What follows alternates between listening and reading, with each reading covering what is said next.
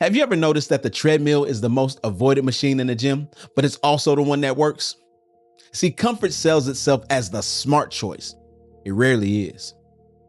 We've been told our whole lives that if we just get comfortable job, comfortable relationship, comfortable routine, that's when we've made it.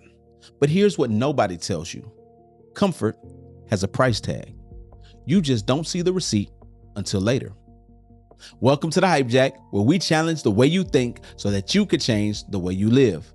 I'm Kevin Jack, and every week we unpack the mindsets, habits, and decisions that separate people who stay stuck from the people who build extraordinary lives. Everything we teach is built around the 3 I's, and that's identity, influence, and impact. And we're still in our identity series because who you become always starts with the decisions nobody else is watching you make. And today's lie is one of the most comfortable lies there is. And that's exactly why it's dangerous. The lie is comfort equals happiness. Comfort equals happiness. See, I disagree. Comfort isn't the reward for a good life. Comfort, when left unchecked, is often the thing that's quietly stealing it. See, comfort doesn't announce itself as a threat. It doesn't even really feel like danger. It feels like relief. And that's what makes it so easy to choose and so expensive to keep choosing. I want to walk you through this today using something that as a football coach, I spend a lot of time around, and that's the weight room. Because everything I need to tell you about comfort, I've already watched it play out with the bench and the bar. So today, we're going to unlock 3 HypeJack principles, and we're going to make sure that your comfort isn't costing you an opportunity. So our first principle is that growth requires friction. See, nobody gets stronger lifting nothing. The weight is the whole point. You don't get around the resistance to get the growth. The resistance is the growth. Every rep that burns is doing something that a rep that doesn't burn can't do. You literally are breaking down the muscles to build it back up stronger.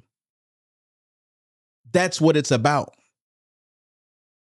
This reminds me of a group of 6th graders that I had in particular. I had a really scrawny kid with glasses, didn't look like much of an athlete, and he comes into his first athletics class as he gets into middle school. And for these students, a lot of times this is the first time they're working out, the first time that they're having to be in a group setting and work out. And so by the end of the workout, this one kid in particular, he's bawling, he's crying. And he comes up to me, he says, "Coach, I quit. I can't do it. I quit. I just can't do it." And he's crying. He got tears running down his face. Little skinny kid. Now I look him in his eye and I said, "Hey, we're not going to do that today, Bubba. You got a champion in there. We just got to find him." So he says, "Yes, sir." Every day he shows up to that 4th period class. And for the first month, every day after the workout, he's crying. I noticed after that first month, the tears had dried up. He's still in the back of the pack, but no longer was he crying about the workouts. By the next semester, I noticed that instead of being at the back of the pack, he was in the front half. And by the end of that first year, he was one of the top 2. His next year, he became a champion.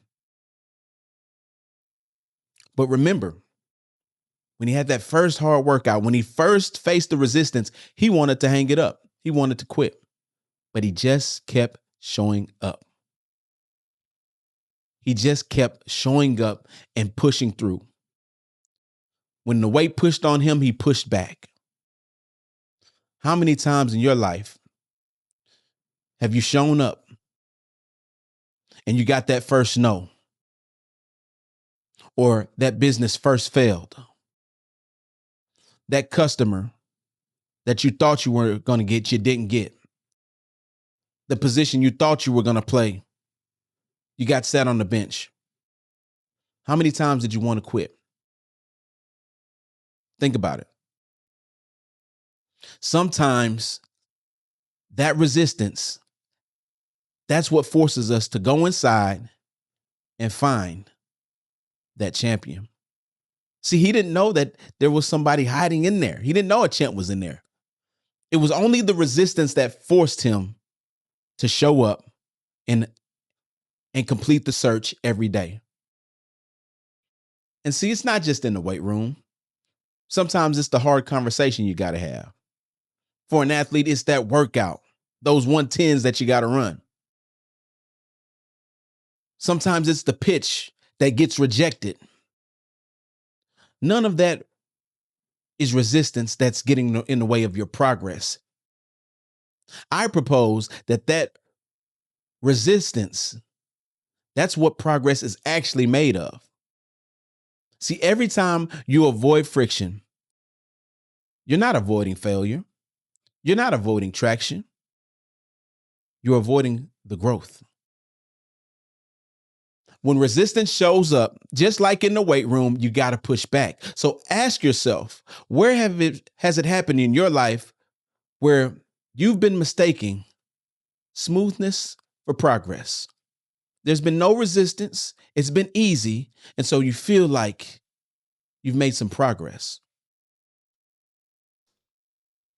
I want you to document those things. Figure it out. Where have you been thinking about smoothness in place of progress? The second principle I want to talk about is figuring out that it can be easy now or hard later. Specifically, easy now means hard later. Here's something a lot of athletes have to learn eventually. And that's if you skip the reps now, the weight stays the same. It doesn't get lighter. You just show up out of shape, having to work twice as hard to get back to where you already won. See,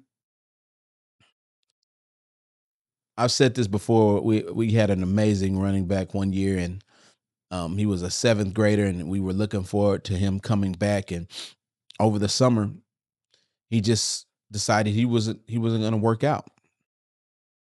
He wanted to recover, rest his body, not lift, not do the things that he's supposed to do.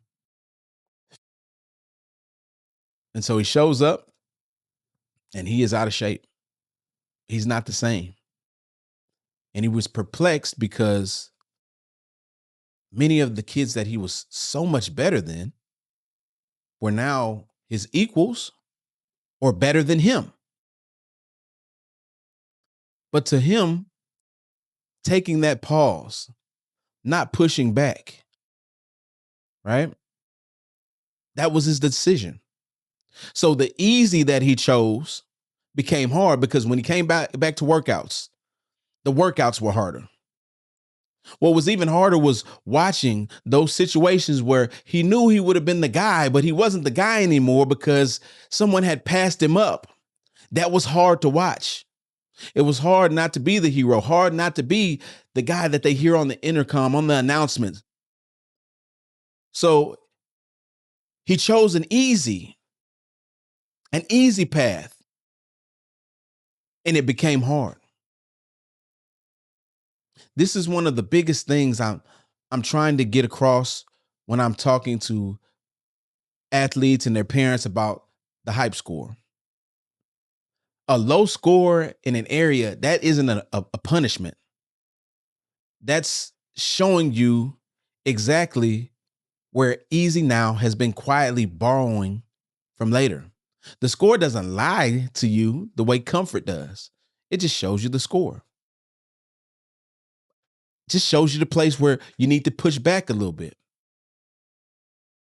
And so the action item for this one is figure out what in your life is easy because you've been letting it be easy, and it's going to get harder later.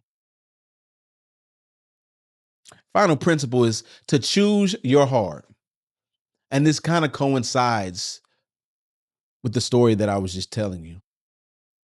Here's the truth, and most people don't want to hear it. There's no version of your life without hard in it. In the weight room, you're either choosing the hard of the workout or you're choosing the hard of watching your body and your performance go the other directions.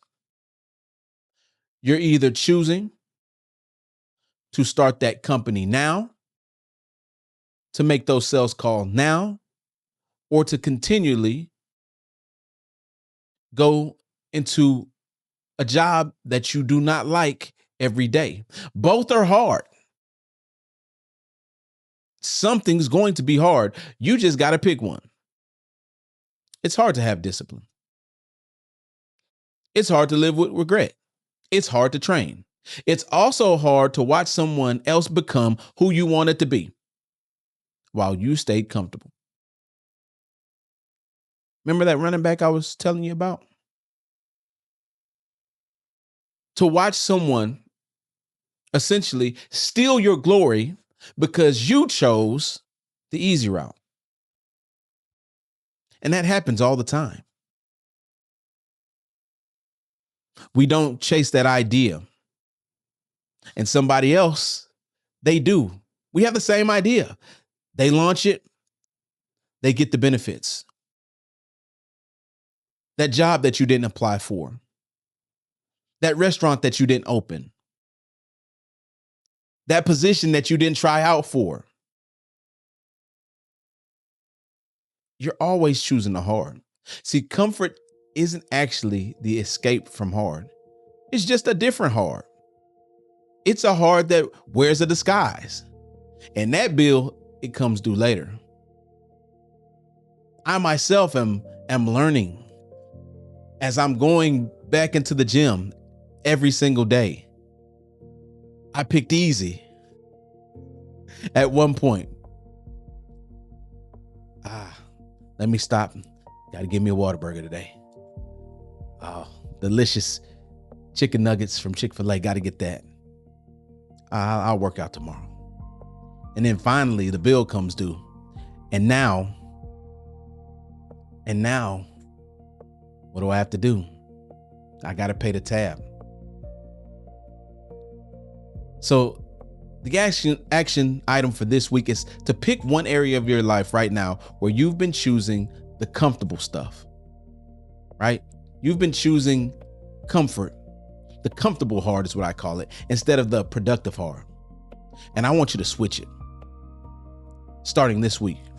So for the next 7 days, every time you feel the pull towards the easy choice, I want you to pause and ask yourself one question. Which hard am I choosing right now? And is it the one that's actually building something? Comfort isn't the finish line. It's often just a decorated detour. So the next time comfort tells you that you've made it, remember, you didn't arrive. You just stopped moving. Protect your identity, grow your influence, leaving that impact. And as always, plug into your hype, plug into your potential.